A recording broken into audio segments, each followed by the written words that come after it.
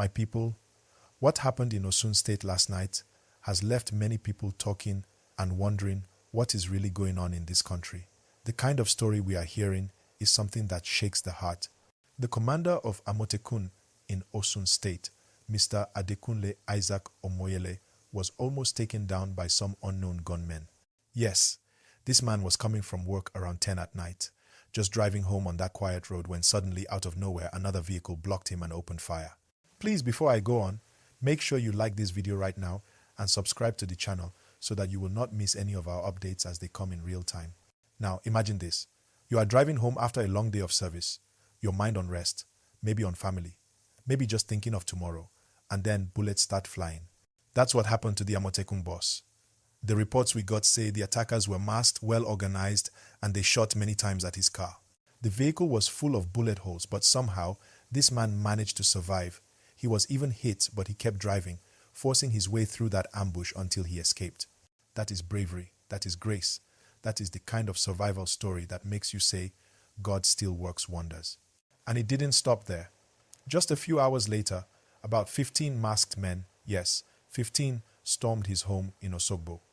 People around said they came with two vehicles, a Hilux and a Toyota Highlander. They didn't come to joke. They were there for something serious. They surrounded the compound, but by that time, thank God, the man had already been taken to safety. They fired some shots, created panic, and then drove off before police could arrive. Please, as you are listening, don't forget to like this video and subscribe. We bring you verified updates like this every day, no fake talk, no fear-mongering, just the truth and the facts. Now, when I first saw this news, I asked myself, who would want to harm the commander of Amotekun in Osun State? What would they gain? This man is not a politician. He is a security leader, someone trying to keep peace. For something like this to happen means somebody somewhere wants to send a message. It could be intimidation, it could be a personal grudge, or even something political. Nobody knows yet. The police are still investigating, but this kind of incident always carries deeper meanings in Nigeria. For those who may not know, Amotekun is the regional security outfit set up by the southwest states to protect the people. These are the same people who assist police and soldiers in fighting crime. They know the terrain. They work with communities. So when the head of such a team is attacked like this, it's like saying no one is safe. It's a very strong signal that the insecurity problem we are facing is still alive and spreading. Right now, Mr. Omoyele is receiving treatment. Sources say his injuries are not too serious and he is stable.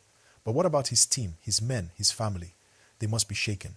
And beyond that, the people of Osun State are worried. Everyone is asking what is happening to our security. Are we safe? Is it that criminals are now targeting the protectors themselves?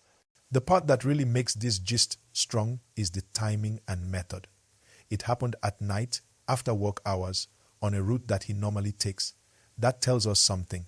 The attackers knew his movements. They planned it. This was not a random road attack.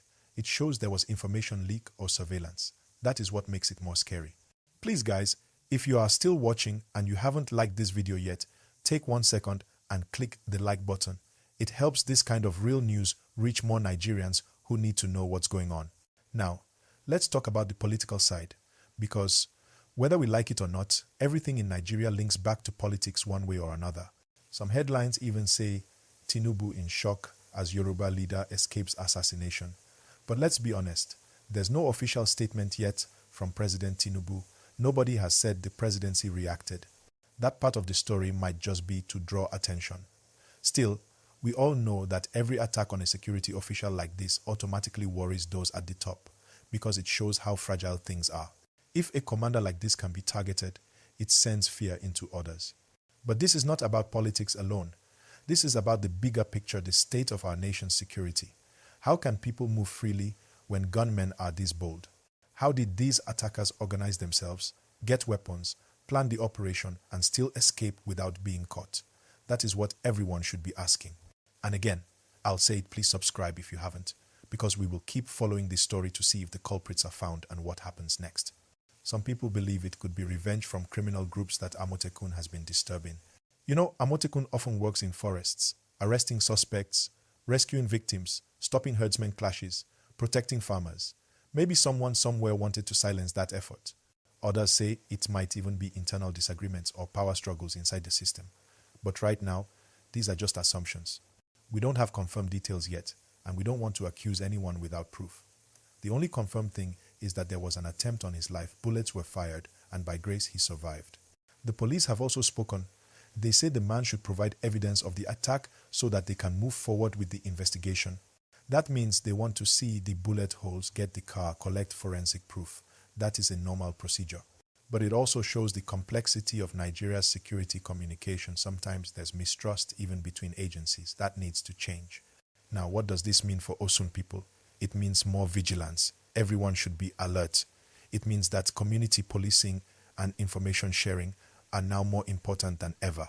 People should report strange vehicles or movements. That's the only way we can support our local security teams. My viewers, please tell me in the comments, do you think this was a political attack or a criminal one? I want to hear your thoughts. Also, do you think Amotekun officers are safe enough, or do they need more protection and support? Let's discuss that below. And while you're commenting, don't forget to like and subscribe, because this conversation is not ending here. We are still breaking down the deeper parts. The truth is, this attack touches on something we have been saying for long. Nigeria needs stronger intelligence and better coordination between all security agencies. It's not just about carrying guns. It's about gathering the right information before criminals strike. And that's where technology, community cooperation, and government funding come in. We also have to remember, Amotekun is a symbol of the Yoruba people's effort to protect their own. It was born out of necessity, because many felt that the federal system was not giving enough security to the southwest. So, an attack like this can be seen as an attempt to weaken that symbol. But if anything, this should make them stronger.